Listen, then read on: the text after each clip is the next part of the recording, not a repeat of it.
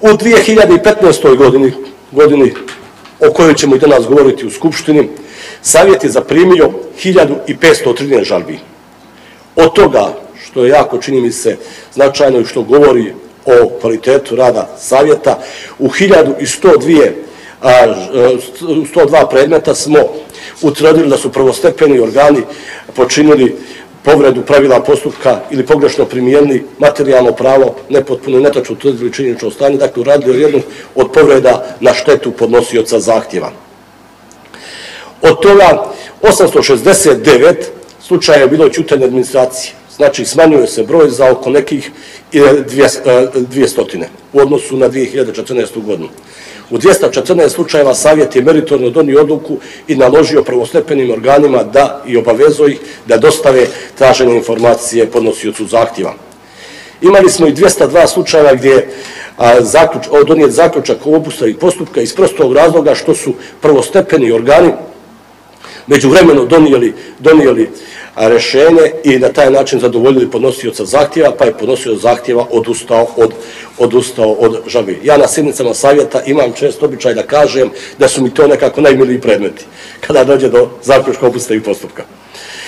U 9 slučajeva Savjet je donio odluku zaključkom, dakle se oglasio nenadležnim u postupcima i zbog toga je žalbu odbio kao neosnovan. To su najčešće bili slučajevi gdje postoji rješenje o stepenu tajnosti podataka.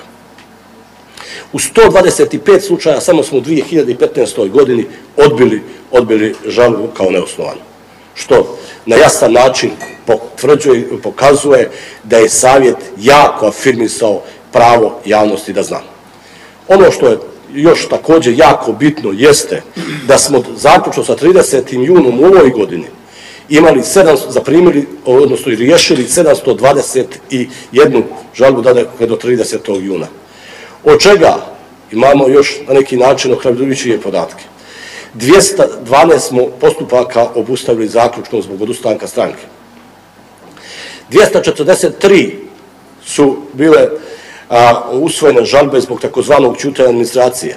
Dakle, ako se bude nastavio ovaj trend u 2016. godini, u odnosu na 2015. godinu imat ćemo pad za više od 50%, a u slučajima ćutanja administracije, što jako ohrabruje.